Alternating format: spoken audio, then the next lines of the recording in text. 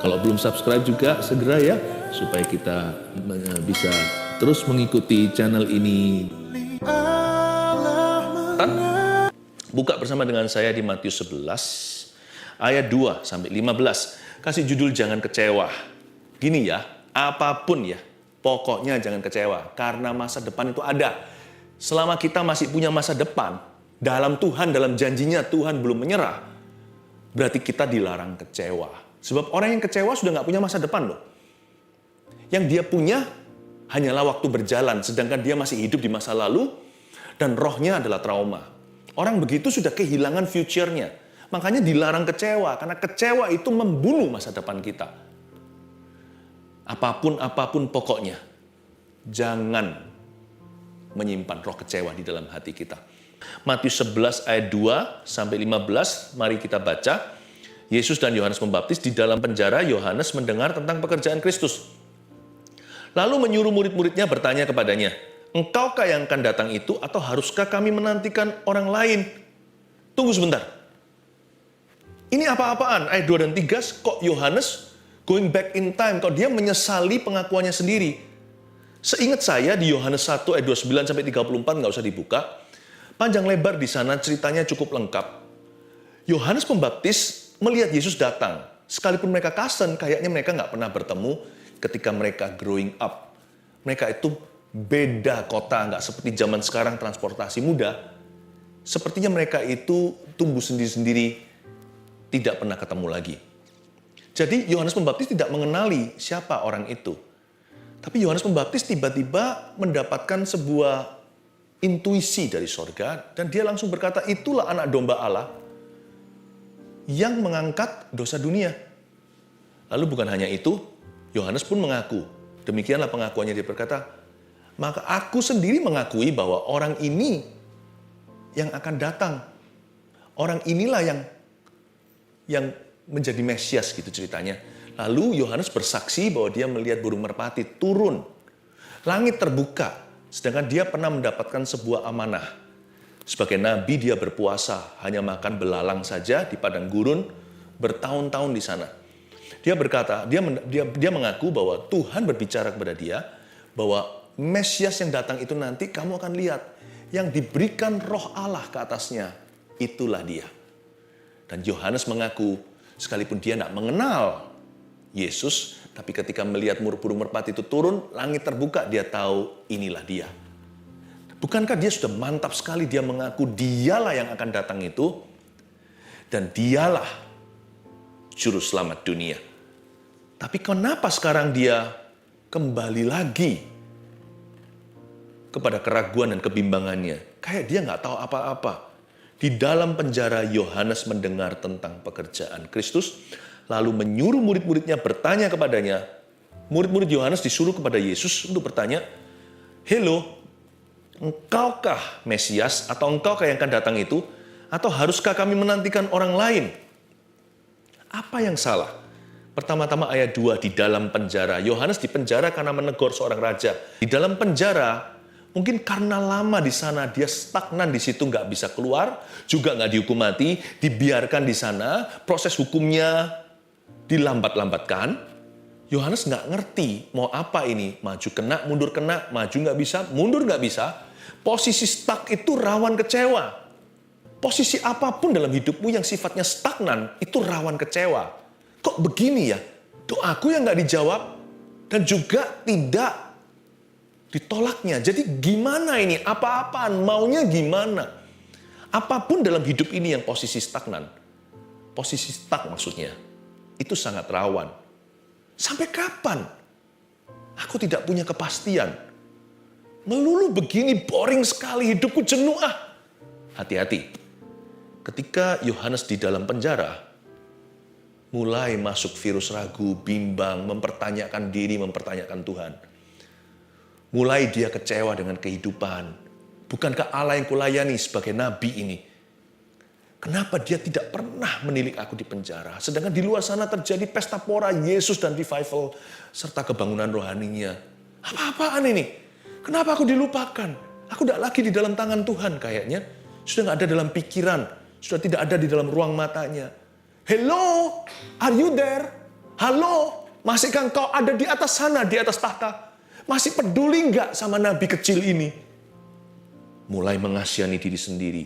Yohanes loh ya, ini raksasa iman. Jadi jangan main-main. Kalau orang begini aja masih bisa rawan. Apalagi Anda dan saya. Posisi stuck itu rawan kecewa. Lalu selain itu, dia kan bertanya, engkau kaya akan datang itu. Padahal tadinya sure atau pasti sekali. Malah dia bersaksi mengaku kok, dialah yang akan datang ini. Aku melihat sendiri dengan mata kepala aku, burung merpati turun. Tadinya aku tidak mengenali dia, tapi gara-gara lihat tanda, aku tahu inilah dia. Dia sendiri berkata demikian. Malah awal-awal belum ada tanda pun, rohnya berseru. Dialah anak domba Allah yang mengangkut dosa dunia. Kenapa sekarang kok tiba-tiba dia ragu lagi? Ini dia. Ayat 3, lalu menyuruh murid-muridnya bertanya kepadanya, engkaukah yang akan datang itu? Atau haruskah kami menantikan orang lain? Ini alasannya pelin-pelan. Engkaukah yang akan datang itu? Ekspektasi yang salah juga rawan kecewa loh. Maksudnya apa? Yohanes itu orang Yahudi. Banyak orang belum mengerti nanti Mesias itu seperti apa karena Yesus belum datang. Jadi orang Yahudi yang dijajah bangsa Romawi punya ekspektasi bahwa nanti Mesias itu bentuknya juru selamat politik. Mereka nggak bisa nangkep penuh maksud ilahi. Bahwa Mesias yang dimaksudkan itu membebaskan kita dari dosa dan maut. Jadi harapan Yohanes juga adalah Yesus by now sekarang ini. Dia begitu populer, harusnya mulai revolusi. Harusnya mulai membebaskan bangsa pilihan, tidak lagi menjadi bangsa jajahan, bebas dari kontrol Romawi. Kok sampai sekarang Yesus belum beraksi? Apa-apaan ini? Jadi setengahnya emasnya tidak sepenuhnya murni. Dalam hati ada ekspektasi duniawi. Kalau Tuhan cinta sama saya, kenapa saya tidak kasih uang? Kenapa saya nggak keluar dari hutang? Kenapa kok nggak selesai masalahku? Apakah Yesus itu pembantumu dan pembantuku?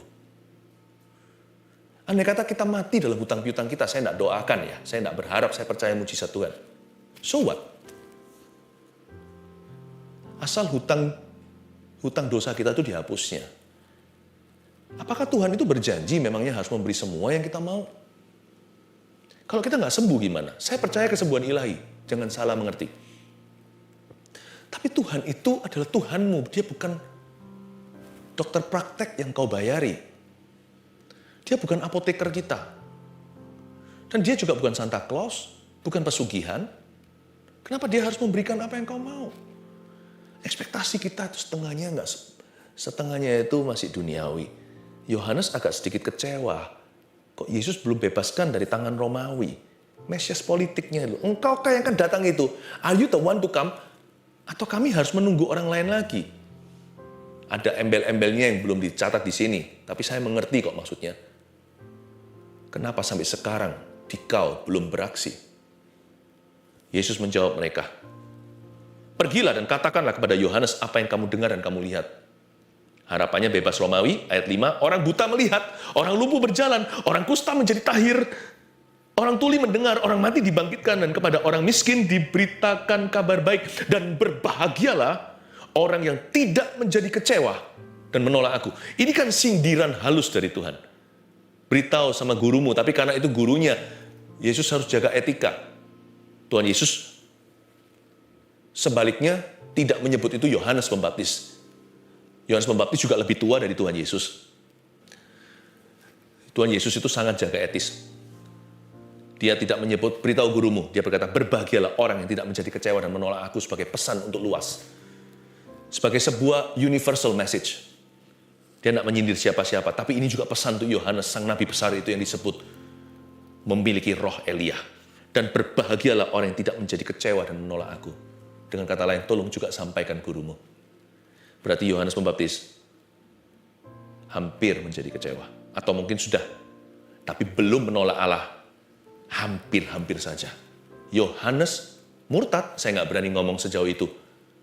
Tapi Yohanes sudah kecewa. Sudah ada benih minimal. Tapi belum sampai menolak Tuhan. Untung Tuhan intervensi. Dan Tuhan berkata, beritahu kepada Yohanes apa yang kamu dengar dan kamu lihat. Orang buta melihat, orang lumpuh berjalan, orang kusta tahir, orang tuli mendengar, mati pun dibangkitkan. Catat beberapa poin sederhana.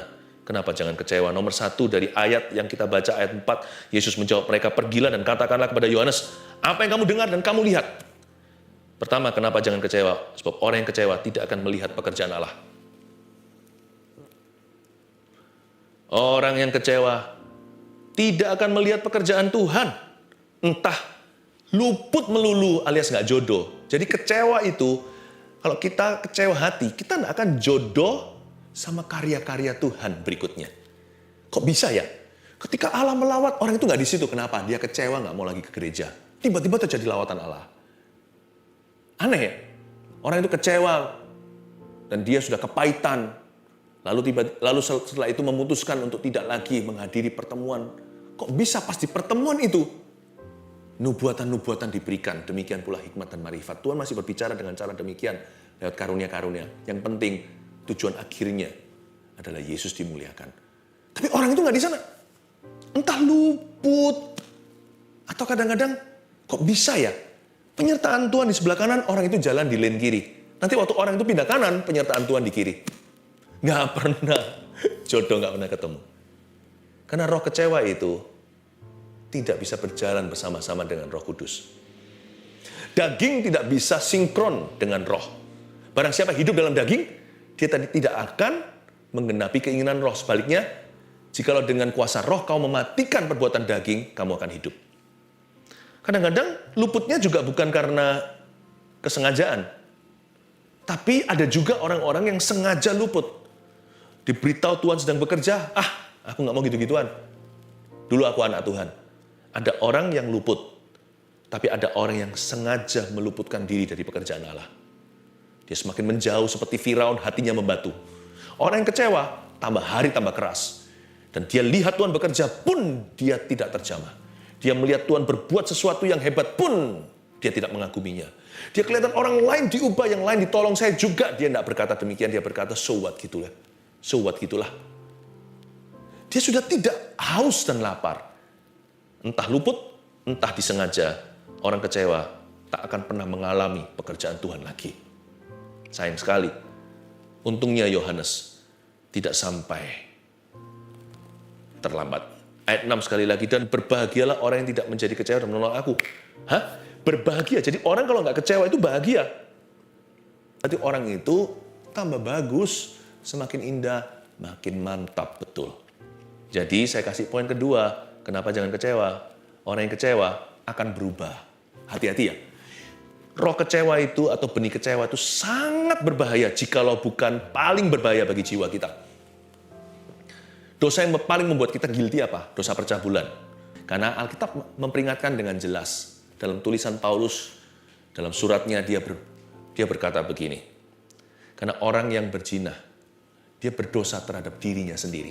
Sedangkan dosa lain dilakukan orang itu di luar dirinya. Maksudnya melekat dalam gambar diri orang itu. Jikalau orang cabul dan zina, itu melekat dengan conscience hati nuraninya, membuat dia selalu merasa guilty, selalu merasa bersalah, dan tidak percaya pada janjinya sendiri. Betul. Tapi saya mau kasih Anda satu peringatan, bagi kita semua maksudnya. Tapi dosa yang paling mengubah orang itu, dari orang baik jadi orang jahat. Dari orang yang loyal jadi orang yang mengkhianati. Seperti Yudas Iskariot. Tahu nggak apa yang mengubah dia? Siapa bilang dia jahat dari awalnya? Enggak. Yudas itu nggak jahat dari permulaan. Di tengah jalan ekspektasi nggak kesampaian. Dia ingin Tuhan Yesus membebaskan, seperti Yohanes Pembaptis, membebaskan bangsa Israel dari orang Roma. Yudas memang serakah, tapi nggak sampai tega menjual Yesus begitu. Buktinya dia bunuh diri karena menyesali. Tapi membuat dia jadi nekat. Jadi orang yang tidak berpikir lagi karena dia kecewanya sudah tidak tertahankan.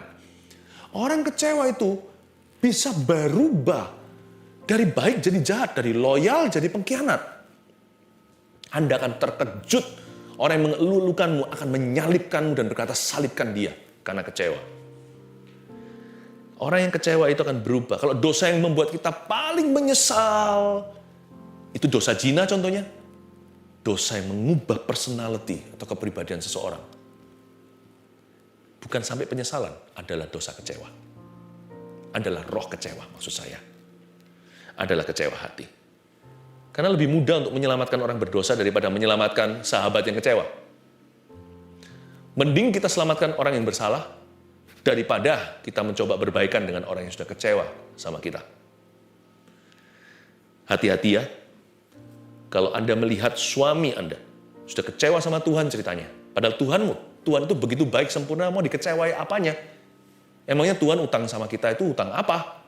Tuhan nggak utang siapa-siapa. Tuhan nggak utang apa-apa pada siapa-siapa. Tapi, jikalau ada seorang memang dia nggak fair sih, itu nggak masuk akal, dia kecewa sama Tuhan, hati-hati. Kalau dia kecewa sama Tuhan, laki-laki itu, sebentar lagi mungkin gampang buat dia menghalalkan dosa-dosa yang lain. Kecewa itu kelihatannya kecil, tapi gara-gara itu Kain membunuh Habil. Kecewa itu kelihatannya mini, tapi Anda biarkan itu sel kanker yang ganas. Seorang istri yang kecewa, siap-siap hal-hal lain yang tidak terduga. Aneh ya kecewa itu. Dia bisa mengubah orang baik menjadi serigala. Hati-hati, dia hampir mengubah seorang nabi besar. Kalau orang ini nggak kebal, apalagi Anda dan saya. Sebesar apa Yohanes Pembaptis? Mari kita baca ayat 7. Setelah murid-murid Yohanes pergi, mulailah Yesus berbicara kepada orang banyak itu tentang Yohanes. Untuk apa kamu pergi ke padang gurun, melihat bulu yang digoyangkan angin kian kemari?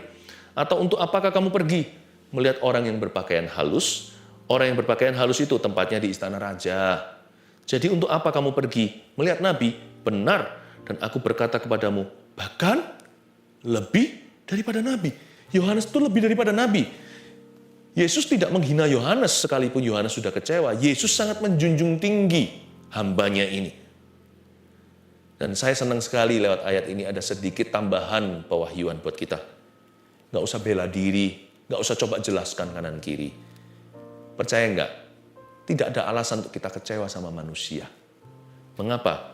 Karena asal hati kita benar di depan Tuhan. Tuhan yang bersaksi untuk kita. Buktinya di ayat 7, Yesus berbicara kepada orang banyak itu tentang Yohanes. Yesus yang bersaksi tentang hambanya. Yesus yang bersaksi tentang orang benar ini. Tentang anak Tuhan ini. Yesus yang bersaksi tentang hamba Tuhan ini.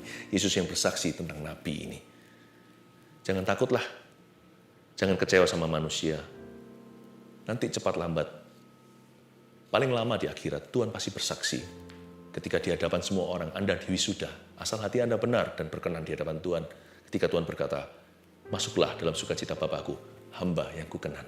Kepadanya, aku tunjukkan perkenananku. Nanti ada waktunya Tuhan bersaksi untuk setiap orang yang dibenarkan oleh Tuhan. Tapi Yohanes ini lebih daripada nabi, saya jelaskan. Karena tentang dia ada tertulis ayat 10, lihatlah aku menyuruh utusanku mendahului engkau. Ia akan mempersiapkan jalanmu di hadapanku. Aku berkata kepadamu, sesungguhnya di antara mereka yang dilahirkan oleh perempuan tidak pernah tampil seorang yang lebih besar daripada Yohanes Pembaptis. Namun yang terkecil dalam kerajaan sorga lebih besar daripadanya. Apa maksudnya? Di ayat 9 dikatakan bahwa Yohanes itu lebih daripada nabi. Ya. Dan dari antara semua orang yang dilahirkan oleh perempuan, tidak pernah tampil seorang lebih besar daripada Yohanes Pembaptis ini. Begini, semua nabi, imam, raja di perjanjian lama, hitunglah semua dari Adam dan Hawa, semua bergantung sama Yohanes punya ministry. Yohanes Pembaptis ini nabi terakhir perjanjian lama yang masuk di arena perjanjian baru. Semua yang lainnya hanya bisa berkata, termasuk Yesaya 53, bernubuat tentang Mesias yang akan datang. Semuanya bisa menunjuk, termasuk Raja Daud. Dalam lagu Mazmurnya menunjukkan, terus mulai bernubuat, ada hint, atau ada bocoran-bocoran nanti juru selamat itu kemudian seperti apa orangnya dan pelayanannya. Ada nubuatan, semua berkata, He will come, He will come. Hanya Yohanes yang berkata, Here He is. Dia lebih besar dari semua orang yang dilahirkan dari perempuan. Semua berkata dia akan datang. Yohanes berkata dia sudah datang. Inilah anak domba. Inilah anak domba Allah yang memikul dosa dunia. Makanya itu, berarti orang ini urapannya berlipat-lipat kali ganda. Nggak ada apa-apanya itu kalau secara pelayanan. Yang perjanjian lama semuanya nggak ada apa-apanya sama dia. Makanya dia disebut sebagai orang yang datang dalam roh Elia, padahal nggak ada satu mujizat pun terjadi dalam pelayanan Yohanes Pembaptis ini. Mengapa? Karena semua mereka inilah yang lari estafet. Tongkat terakhir di tangan Yohanes Pembaptis sebelum ke tangan Yesus. Semua nabi dari Abraham bahkan, semua bergantung pada lap terakhirnya Yohanes. Berarti sorga punya keperluan dan kepentingan. Betapa besar urapan orang ini. Itu pun kena satu toksik namanya roh kecewa. Hampir menolak Tuhan. Peringatan for you and me. Untuk Anda dan saya. Makanya saya satu hal yang saya janji sama diri sendiri. Apapun saya ngomong sama diri sendiri, saya nggak akan mau kecewa. Saya nggak akan pernah kecewa. In Jesus' name. Toxic. Even giants, bahkan raksasa-raksasa iman, bahkan sang raksasa iman ini hampir jatuh dari panggilan ini. Satu hal, apapun saya ngomong sama diri sendiri, saya nggak mau kecewa. Kecewa itu pancingannya banyak. Bisa 3 hal yang paling tidak. Kecewa sama Tuhan, itu yang paling absurd. Itu yang paling nggak masuk akal. Emangnya kita punya hak apa, hai manusia, kecewa sama dia? Kita pernah beri apa kalau bukan masalah? Dia beri segala sesuatu. Udahlah, waktunya setting ini kita tutup. Jangan kecewa, kita nggak berhak di hadapannya. Tapi itu juga suatu yang realistis. Banyak orang kecewa sama Tuhan soalnya. Itu mengubahmu. Selain itu bisa kecewa sama orang lain. Kecewa sama sesama orang Kristen itu lebih parah. Karena Kristennya disangkut-sangkutkan. Padahal Kristus nggak seperti dia. Orang yang mengecewakan Anda itu kan juga melanggar Kristus. Ya kan? Tapi kalau Anda kecewa, Anda juga melanggar Kristus. Kecewa sama orang lain, yang nggak Kristen, atau yang Kristen, pokoknya sama orang, itu kebodohan. Ya. Lalu kecewa sama diri sendiri. Nah, ini banyak orang alami. Aku kecewa sama diriku sendiri.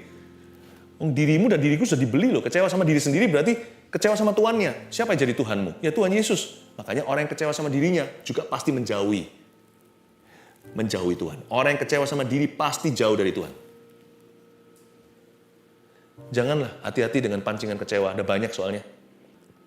Ya, dari semua orang yang pernah tampil, tidak ada yang lebih besar. Namun yang terkecil dalam kerajaan sorga lebih besar daripadanya.